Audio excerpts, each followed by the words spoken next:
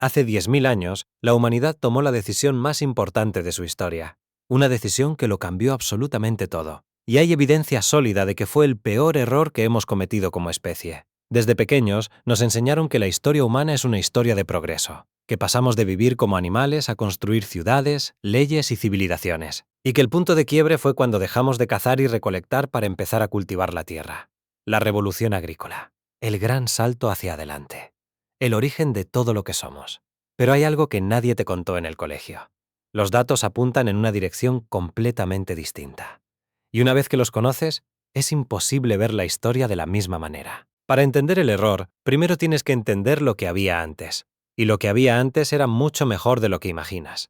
Los cazadores-recolectores no vivían en un estado constante de supervivencia desesperada. Los estudios antropológicos sobre las últimas sociedades cazadoras-recolectoras del siglo XX muestran algo que nadie esperaba. Trabajaban entre 15 y 20 horas a la semana. No más. El resto del tiempo lo dedicaban a descansar, socializar, jugar y dormir. El investigador Marshall Salins los llamó la primera sociedad de la abundancia. No porque tuvieran mucho, sino porque necesitaban poco. Su dieta era radicalmente más variada que la nuestra. Consumían entre 150 y 200 especies distintas de plantas y animales dependiendo de la región. Sus cuerpos eran más altos, más fuertes y con menos enfermedades crónicas que los de los primeros agricultores. Los estudios de restos óseos lo confirman repetidamente. Huesos más densos, dientes más sanos, cráneos más grandes. Eran nómadas, ¿sí? No tenían casas permanentes ni posesiones acumuladas, pero tampoco tenían hambre crónica, jornadas de 12 horas ni epidemias devastadoras. Lo que tenían era tiempo y salud. Pero entonces llegó la agricultura, y todo cambió de una forma que nadie podría haber anticipado. Cuando los arqueólogos estudian los restos humanos del período de transición entre la vida nómada y la agrícola, encuentran algo perturbador. El cambio es visible en los esqueletos. Los primeros agricultores eran entre 5 y 10 centímetros más bajos que sus ancestros cazadores-recolectores. Tenían más caries, más enfermedades en los huesos, más signos de anemia y más marcas de estrés físico repetitivo. Las mujeres mostraban deformaciones en las rodillas y los dedos provocadas por horas y horas moliendo grano cada día. Los niños tenían huesos que indicaban periodos de hambre recurrente, algo prácticamente inexistente en los cazadores-recolectores. ¿Por qué? Porque la agricultura no trajo abundancia, trajo dependencia. Cuando dependes de uno o dos cultivos, una sequía, una plaga o una helada puede matarte de hambre. Y eso pasaba constantemente. Los cazadores-recolectores diversificaban su riesgo entre cientos de especies. Los agricultores lo concentraron todo en el trigo, el arroz o el maíz. Además, vivir en asentamientos permanentes junto a animales domesticados tuvo una consecuencia que nadie calculó. Las enfermedades infecciosas explotaron. La tuberculosis, la viruela, el sarampión, la gripe. Todas vienen de animales, y todas se volvieron endémicas cuando los humanos empezaron a vivir pegados a vacas, cerdos y gallinas en aldeas sin saneamiento. Pero lo más desconcertante no es lo que perdimos, es lo que no pudimos hacer una vez que empezamos. La agricultura es una trampa perfecta, y la razón es brutalmente simple. Los agricultores tienen más hijos, mucho más. Una mujer cazadora-recolectora nómada tiene en promedio 4 hijos durante su vida. Una agricultora sedentaria puede tener 8 o 10, no porque quiera, sino porque puede. Las mujeres nómadas espaciaban sus embarazos naturalmente porque cargar a un bebé mientras caminas docenas de kilómetros al día es físicamente limitante. Al quedarse quietas, ese límite desaparece. El resultado fue una explosión demográfica. Más bocas que alimentar, más presión sobre la tierra, más necesidad de cultivar más. Y una vez que la población creció lo suficiente, volver a la vida nómada se hizo imposible. No había suficiente territorio para cazar y recolectar para tanta gente. La trampa estaba cerrada. El historiador Yuval Noah Harari lo describe de una forma que se te queda grabada.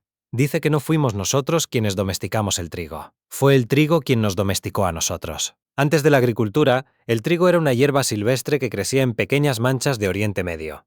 10.000 años después, cubre 200 millones de hectáreas de la superficie terrestre. Es una de las plantas más exitosas de la historia evolutiva. Y lo consiguió haciendo que un primate inteligente labrara la tierra, eliminara a sus competidores, la regara y la protegiera de las plagas. Desde el punto de vista del trigo, la revolución agrícola fue un éxito extraordinario. Desde el punto de vista humano, la historia es más complicada. Pero hay algo aún más oscuro que todavía no te he contado. La agricultura no solo cambió nuestra salud y nuestra dieta, cambió la estructura de la sociedad humana de una manera que todavía hoy define tu vida. Las sociedades cazadoras-recolectoras son notablemente igualitarias, no porque sean moralmente superiores, sino porque no tiene sentido acumular cosas cuando mañana tienes que moverte. No puedes cargar propiedades, no puedes tener más comida de la que puedes consumir antes de que se pudra. La acumulación de riqueza es estructuralmente imposible en una sociedad nómada. La agricultura lo cambió todo. Por primera vez en la historia humana, fue posible acumular excedentes, guardar grano, tener más tierra que tu vecino. Y cuando algo se puede acumular, inevitablemente alguien lo acumula más que los demás.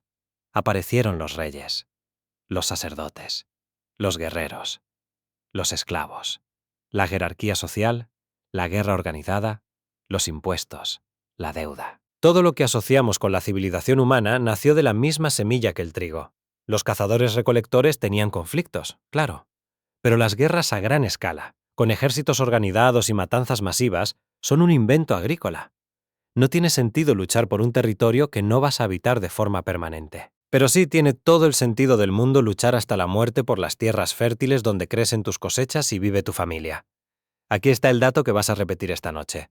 El paleoantropólogo Jared Diamond, premio Pulitzer y autor de Armas, Gérmenes y Acero, publicó en 1987 un artículo titulado El peor error en la historia de la raza humana. Su tesis es directa. Dice que la adopción de la agricultura fue un desastre del que la humanidad todavía no se ha recuperado, y que si pudiéramos preguntarle a un cazador-recolector del Neolítico si querría cambiar su estilo de vida por el de un agricultor sedentario, la respuesta racional sería no. Llevamos 10.000 años trabajando más, viviendo peor y enfermando más que nuestros ancestros. Todo para mantener una civilización que nadie eligió conscientemente, que simplemente ocurrió. La revolución agrícola no fue una decisión. Fue una serie de pequeños pasos que nadie planeó y de los que nadie pudo volver. La pregunta no es si fue un error. La pregunta es, ¿qué harías tú si pudieras elegir? ¿Vivirías como cazador-recolector o como agricultor? Cuéntamelo en los comentarios. Y si este vídeo te hizo ver la historia diferente, dale like y suscríbete porque apenas estamos empezando.